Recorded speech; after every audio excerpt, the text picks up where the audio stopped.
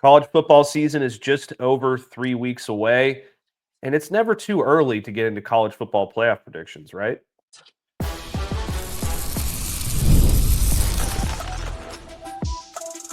You are Locked On Aggies, your daily podcast on the Texas A&M Aggies, part of the Locked On Podcast Network, your team every day. Welcome in. You are Locked On the Texas A&M Aggies. I'm your host, Matt Galatzan. With me today is Diego Saenz over from Texas A&M Aggies on SI. Thank you for making Locked On your first listen every day, part of the Locked On Podcast Network, your team every day. Today's episode is brought to you by FanDuel.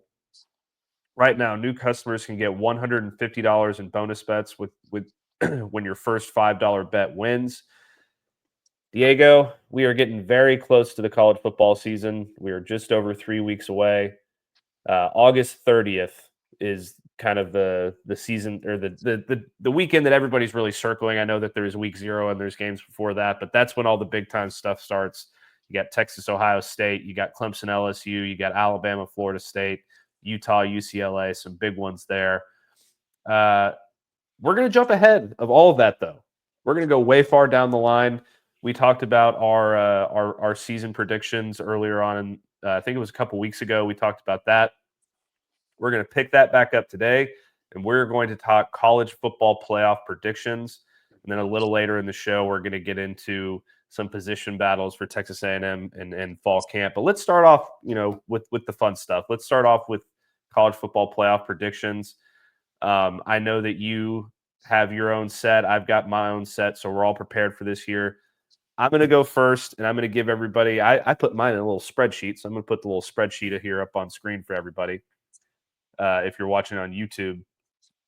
But this is mine. I've got my CFP rankings 1 through 12. I've got Texas finishing as the number 1 seed, Clemson at number 2, Penn State at number 3, Georgia number 4, Notre Dame number 5, Ohio State number 6, LSU number 7, Oregon number 8, Texas Tech number 9, Texas A&M number 10, Nebraska is my kind of dark horse team at number 11, and UNLV is my group of 5 team there. Diego, I know that it's difficult to kind of project these things so far out, but how wrong am I on this? Yeah, I don't have quite the technology you do, but there's quite a few of them I don't agree with you with.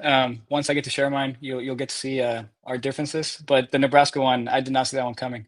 I'm just pulling up the roster right now to see why you're thinking that. But let me I guess you want to explain. touch on that, yeah. Yeah, let me explain. I'll kind of go through. I'll kind of go through my predictions here and let everybody know, that I'm not that I'm not like a crazy mad scientist or anything like that. So I think Texas number 1. I just think they're the best. They're the best team in the SEC. They're the best. I think that they're probably the most complete team in college football, right alongside Clemson, Penn State, and Georgia. I think they end up winning the SEC, and I think that that's deserving of the number 1 seed. Clemson. I think that they're probably, they're right there with Texas. They're going to run through the ACC. They've got probably 6 NFL draft picks on that football team, first-round NFL draft picks on that football team. Penn State, for me, best team in the Big Ten, easy win there. Georgia at number 4. I'm never going to count out Kirby Smart's Georgia Bulldogs until they get to, until they start taking a real downturn. So never smart to count them out. Notre Dame, I just think they're a very good football team. I do think Texas A&M beats them early in the season this year, but I think they kind of run their way through the rest of their schedule and they finish number 5. LSU, high-flying offense, are going to be a really good football team at number 6.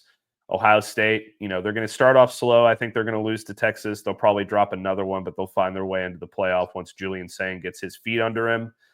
Number 8, Oregon's kind of a similar situation for Ohio State for me. They're breaking in a new quarterback. I think it's going to take them a minute, but they're eventually going to figure it out. That's a super talented roster, and they're going to make the playoff.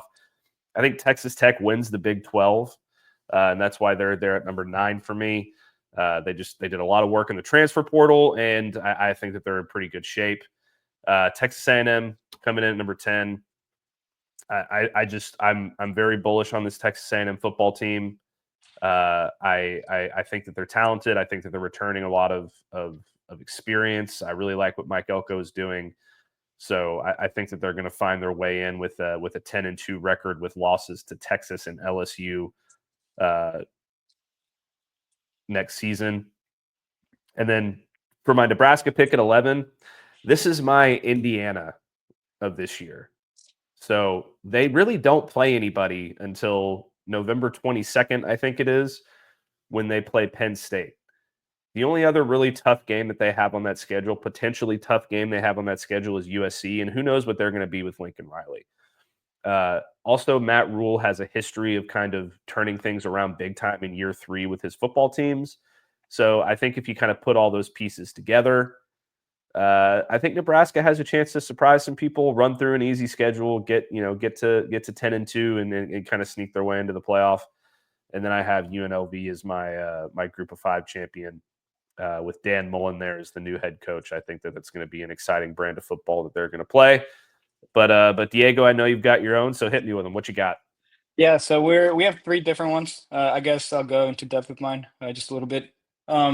If you guys want to read more in depth, I wrote an article on my 12 teams on my account on SI. So if you guys want to take a look, because I don't have that much time to go into depth today.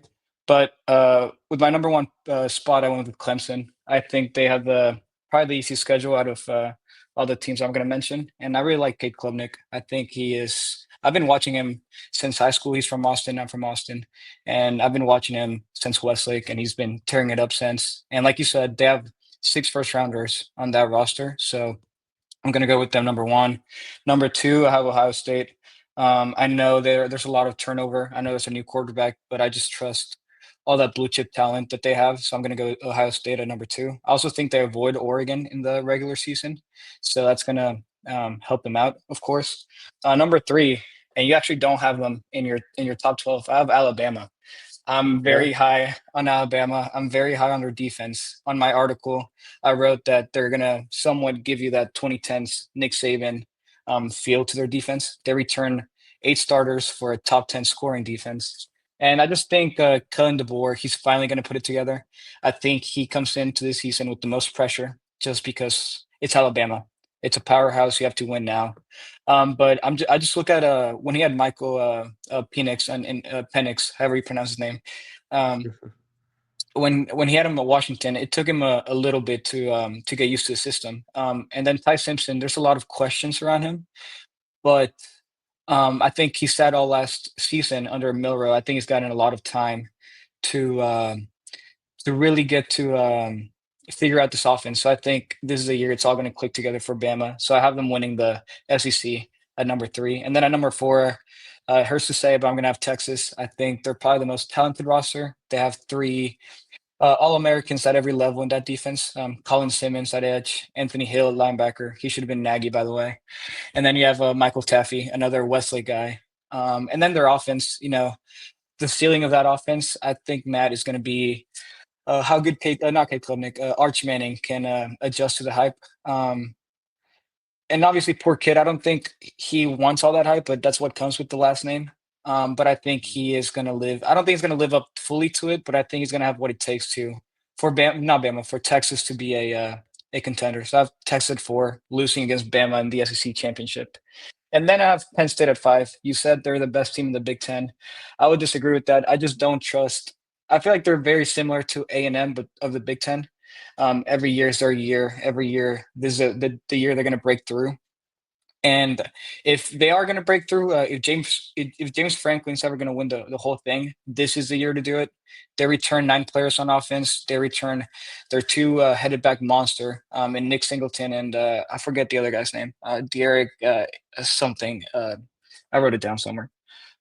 Katrin Allen, that's the other running back. And then they have 3 transfer receivers. 2 of them combined for 19 touchdowns last season. So I think there's a lot of weapons for Drew Allard to finally get over the hump. So I'll have Penn State at 5. Then at 6, I have Georgia. Like you said, I'm just never going to discount Kirby Smart. And I think they have that mindset that everyone's counting us out. Let's go prove them wrong. I'm just worried about Gunnar Stockton. I really don't. That game against Texas, he showed his heart, but I don't know. I'm worried about his arm. Number 7, I'll have Oregon. Dante Moore is going to be star. Their past two quarterbacks have made it to the finalist for the Heisman Trophy, so I think it's going to be a star. Number 8, I have Texas A&M. Just like you said, I'm very high on them as well. I think we return a lot of production, and I think this is the year that it all clicks together for Mike Elko. Number 9, I have Notre Dame. The first 4 weeks of their season is going to define their year. They go to Miami, then we play them, they play A&M week 2, then they go to Purdue. That's going to be an easy win. But then they go to Arkansas, and I think a lot of people are not thinking about that game. I think that could prove a tricky road game for them. At number 10, you have Texas Tech as your Big 12 champion. I have Arizona State. I like the production they return, and I really like Sam Levitt, so I'm going to have them at 10. Number 11, I guess my Indiana, but it's from the SEC. I'm really high on Florida. I think if DJ Lagway can stay healthy, I think Florida has a really good shot at making the playoff. They do have a horrible schedule. It's very hard, but we'll see what they can do. And then at number 12, I agree with you. I have UNLV. I think Den Mullen puts it together, and hopefully they play better than Boise State last season. Yeah. Well, okay. So, all right, we've got our team set, and I told Diego before the show started that we were gonna do these segments a little differently. But here's how we're gonna do it now. In segment 2, we're gonna get into our predictions for who actually wins the whole damn thing. So stick with us after the break. We'll do that, and then when we come back, we'll get into to our national championship predictions. So stick with us. Today's show is brought to you by FanDuel. Summer sports are in full swing, and whether you're all about baseball under the lights, golf on the green, or high-stakes soccer action, FanDuel is the best way to make every game even more exciting. If you're already following the action, why not make it a little more thrilling? With FanDuel, you can get in on the game while your friends are getting sunburned at the beach. It's easy to use, fast to pay out, and makes even regular season games feel like much-watched events. New to FanDuel, customers can bet just $5 and get $150 in bonus bets if your first bet wins. Open the FanDuel app and get started today. All right, Diego. It's all right. It's been a day, Diego. I was just talking to DJ on Slack a second ago. He's on our show sometimes. He's another one of our Texas A&M Aggies on SI writers. I was just messaging him on Slack. Anyway, we have our college football playoff contenders. Now we're going to break down who we think is going to win the whole dang thing. And we're going to do it in about 10 minutes. We got about 5 minutes each to get through our picks. So let's get to it. I'm going to start in round 1. We'll just go round by round and we'll switch off. How does that sound? That's great. We can do that, Matt. All right. So I'm going to start in round 1. My 5-12 game, UNLV, Notre Dame. I've got Notre Dame winning that one. I think probably a little bit closer than the experts think, to quote Lee Corso, but I think that they get it done. Fighting Irish get it done there and get another playoff win. Texas Tech and Oregon, my 8-9 matchup. I've got Oregon getting through there. I think Texas Tech as a Big 12 champion is just not enough for what Oregon's going to be throwing at them, and I'm pretty high on the Ducks this year. My 11-6 matchup is LSU and Nebraska. I've got LSU blowing out Nebraska in that game, very similar to the way that Indiana got blown out in their first round of the CFP last year. And then my 10-7 is Texas A&M and Ohio State. I have Ohio State eking by the Aggies in that one, and what I think would be a very competitive game in Columbus because, as we know, the round 1 games are at the home stadium of the higher ranked team. So I've got Ohio State, LSU, Oregon, and Notre Dame making it to the quarterfinal, which would go pretty much chalk. I think that would be pretty much what everybody would expect there.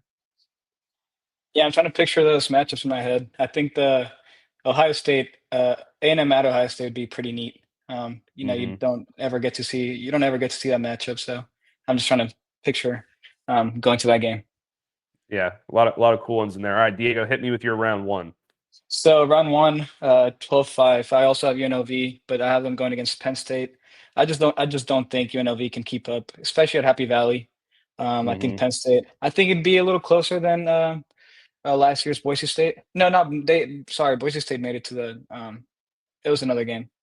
Um, Anyways, I have Penn State getting by UNLV pretty easily. I don't think UNLV would put up too much resistance. Then I have number 11 against number 6. Would have Georgia against Florida. We have a classic here. I just think Georgia would be too much. Come playoff time, I think this is where DJ Lagway's run ends. So I have Georgia moving on. And then you have your 10-7. It would be Oregon, Arizona State. Similar to what I said about Georgia, Oregon would just prove too much. Arizona State would be a good run, but you never know. Everyone said last year when they played Texas that hey, Texas gonna Texas gonna run by Arizona State, but they were just one missed play call away. If they didn't call that blitz, I think Arizona State is playing Ohio State in the semifinal. And then finally we have Notre Dame at A&M, a little rematch from week 3 of this season, and then a rematch of last year's game when Notre Dame came to A&M. I think this time would be different. I think A&M, with Kyle Field in his back, I think A&M gets by, and so we have Penn State, A&M, Georgia, and Oregon going to the next round. All right, I like that. I apologize to the listeners for my dog barking in the middle of Diego's little segment there, but we move on. It's part of the job. It happens occasionally. Okay, let's move on to round 2. We got the quarterfinals. I have the 4-5 matchup of Georgia and Notre Dame. I think Notre Dame. I think Georgia gets by Notre Dame in a little bit of playoff revenge from last season. A little chip on their shoulder there. They get by into the semifinals. Oregon and Texas as the 1-8 matchup in the quarterfinal. I have Texas edging Oregon there and heading on to the semifinal against Georgia. And then I have a really intriguing one, LSU Penn State in the quarterfinal. I have LSU squeaking by there. And then Ohio State Clemson, another really interesting one.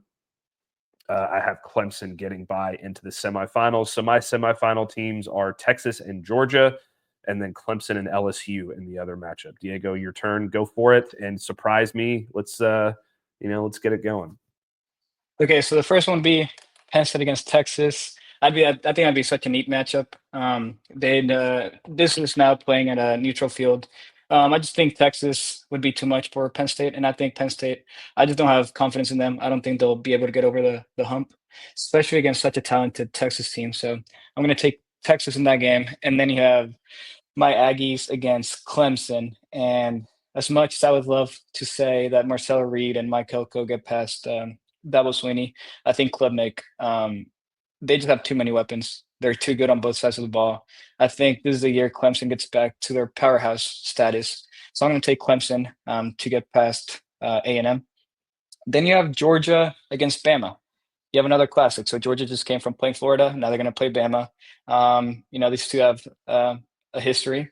They've been playing in SEC championships for as long as I've been watching football. And they played earlier in the season. I think, like I said earlier in the segment, I think Bama, their defense is going to be what eventually puts them over the edge. So I'm going to take Kellen DeBoer's Bama to move on to the semifinals. And then lastly, we would have a rematch from last year. We have Ohio State against Oregon. And I don't think it's going to be as it's not going to be a blowout like last season. I think Oregon's going to have that in their mind. I think they're going to keep it closer, but I think Ohio State's still going to be too much talent in that roster, and I think they're going to get by. I also think Julian Saenz by this point of the season, I think is going to start clicking with his weapons. So I have Texas against Clemson in the semis, and then Bama against Ohio State. Okay, so we're starting to veer a little bit further apart here. We both have Texas and we both have Clemson. I have Georgia. Who are your other two? I have Georgia and LSU, and you have? I have Texas against Clemson, and I have Bama against Ohio State. Yeah, so you have Bama and Ohio State. I have Georgia and LSU. So I guess I've got 3 SEC teams in the semifinals. That's crazy. SEC homer over here, yeah. I mean, I'm just saying it's the best conference in America for a reason. Maybe I'm wrong here, but I just feel like the SEC is gonna kind of, assert themselves again this year and bring home another national title, but I'll get there in a second. Let's do semifinals and championship to kind of close things out here. I've got Texas and Georgia in the semifinal. I think Texas, excuse me, I think Texas breaks through, and I just think that Georgia, and Texas, while it's going to be a close matchup, I think Texas has a chip on its shoulder. They lost to Georgia twice last year. I think they're going to beat them in the regular season this year, and then they're going to beat them again in the semifinals, and make their way to finally break through for a national championship. And then on the other side, Clemson LSU, a rematch of Week 1 that we're going to get on August 30th. I think Clemson beats them twice and gets another win there. They play Texas in the national championship game, which will be another college football playoff rematch from a year ago. Texas hosted Clemson in Austin last year, blew them out of the water. I think this one is a lot closer.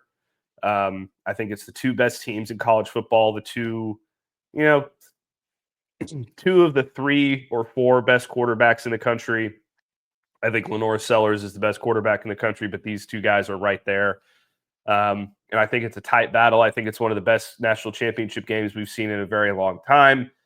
And unfortunately, I know that everybody on this that's listening to this channel is going to hate this, but I have Texas winning the national championship and,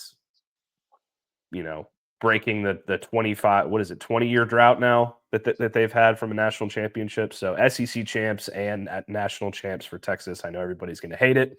DJ or Diego, I did it again. No worries. Diego, please give me your rebuttal and make our Aggie listeners a little bit happier. Yeah, so I'm not gonna go as far as saying Texas is gonna win. I have your national championship as my first semifinal. I have Texas against Clemson, and I'm actually gonna take the Tigers on this one. I think Swinney will get them over the hump, and like I said, I think this is the year they're gonna retake the powerhouse status. And I think Arch Manning is just still a little too young for this moment. And my other semifinal would be Bama against Ohio State. Another couple of blue bloods of college football. And like I said, that defense of Bama, I think is going to be nasty. So that would give us a throwback national championship of Clemson against Bama. Throwback to those Trevor Lawrence, Deshaun Watson games. And I actually have the Clemson Tigers winning the whole thing. I think I'm very high on Kate Klubnik. Maybe it's just biased because I've been watching him since I was younger, but I think that roster is very talented. And I just trust Clemson's offense more than Bama's defense. Not Bama's defense, than Bama's offense. So give me the Tigers to win it all, and Dabo can finally. This would be such a cool storyline because he's so vocal about the transfer portal, and now that he's won a national championship using the transfer portal, I think that would make a cool storyline. So yeah, give me the Clemson Tigers to win the 2025 national championship. All right. Well, I've got Texas. Diego has Clemson. That's my championship game. So I think both of us are kind of along the same path there. We both think those are going to be two really good teams. But Diego has the Tigers winning it all over. Who'd you have him beating again? Bama, Alabama. Bama, that's right. Yeah, that's a classic, mid 2010s national title bout that we got so accustomed to back during that time. I would love to see that. So we'll see what happens. Obviously, this is very early. Things can change, injuries can happen, things can happen, but we'll look back at this on January 20th and see where we sat, see where we came out, as far as our predictions and all that stuff goes. But let's change gears real quick. After this break, we're going to talk about our top position battles in Texas A&M fall camp and who we think's kind of, got the edge in those matchups. Stick with us and we'll be right back. All right, Diego, I'm not going to call you DJ this time, but we are just over 3 weeks away from the start of the college football season. There's still a lot to decide in terms of, the starters and who's going to be, contributing the most for Texas A&M. We know a lot of it. know Marcel Reed's the starting quarterback. We know the running back situation with Le'Veon Moss and Reuben Owens. And, we know the top three receivers with Casey Concepcion and Mario Craver and Terry Bussey. And we know the offensive line. We know a lot. But there's still a lot of positions that have yet to determine who's going to be the starter, and if somebody can if somebody's going to lose their job from last year, even potentially. So we had a lot more comprehensive of a look at this planned earlier in the show, but our college football playoff thing kind of took over and cut us short a little bit. So this is what we're going to do here, Diego. I'm going to pick my position battle on offense, and then you're going to pick one on defense. Okay. Just one? And we'll just go with one. Okay. And then we'll continue this discussion next week because we got plenty of time until the season starts. But let's just pick one that is super intriguing to us as of right now. I'm going to start on offense. I talked a little bit about this yesterday, but I think it's the tight end battle. I think that, Amari Niblack coming in the transfer portal from Texas has been really impressive. I think that he's the, athletic receiving threat down the field that this offense really needs in that position. And I think that that could be exactly what this offense needs to kind of unlock it in year 2 under Colin Klein. Theo Melanostrom is going to make a push. He's the incumbent guy. He's got the most experience in with this roster and in the system. And I think he's still going to be a key contributor. But I think that Amari Niblack eventually ends up, taking that role as the starter. And, the rest of it kind of and Melanostrom gets the number 2 spot. The rest of it kind of falls in behind him from there. Tight ends are a quarterback's best friend. So I think that the sooner they get that part figured out, the better. But Diego, what do you got for me on defense? On defense, since I'm picking one, I think the most intriguing one for me has been the cornerback battle. We all know that last year we just weren't the best at stopping the pass. If you look at the USC game, the Auburn game, we just couldn't get a stop on third down. And Elko was very frustrated about this in his press conference after that USC game. So that brings us to 2 guys that are fighting for the cornerback 2 position, because we all know that Will Lee is going to be our cornerback 1. He's going to lock down their number 1 receiver. We just got to see who the second cornerback is going to be. So I have a battle between Des Ricks and Julian Humphrey. So let's talk about Des Ricks first. I mean, this guy is super young, has so much upside. He got targeted a lot last season because of that inexperience. But I mean, let's remember that this guy was a 5-star recruit. He came to Bama as a 17-year-old, then transferred to A&M last season. So he had to learn a new scheme all on the go while still being a very young player. That's why he got targeted so much. So now with a whole offseason to get to learn all the signals, all the calls, I think, and with the upside that he has, I think he's poised to have a bounce back season, and I think he's going to surprise a lot of people. And then another transfer player, Julian Humphrey, he came from Georgia, and he's actually one of the fastest players in the nation. He has a 99 overall speed rating in college football. So if you're wondering what players to use, Julian Humphrey's a fun player to use. But yeah, he provides that experience. He started 10 games for Georgia, kind of saw limited playing time as the season went on. So he decided to enter the portal, and now he's with A&M, and he's gonna have to learn all the signals, all the scheme. But I think he's more experienced than Des Ricks, so I think he's gonna bring that leadership, that experience to the locker room. So I think it's a fascinating competition is going on there. If I had to pick a starter, I think right now Humphrey's probably leading the race. You don't get to see. I've been going to some of the fall camp practices, but you don't really get to see much of they only let us be there for like 5 periods, so it's hard to see who's going to be the starter. But they're having a scrimmage tomorrow. We're recording on Friday, so hopefully that gives us more clues. But yeah, I think that's a fascinating competition between Des Ricks and Julian Humphrey, and one to keep an eye out for. Yeah, I totally agree, and that's going to be one that we're watching very closely. I love Des Ricks as a prospect. I think that he's an elite player.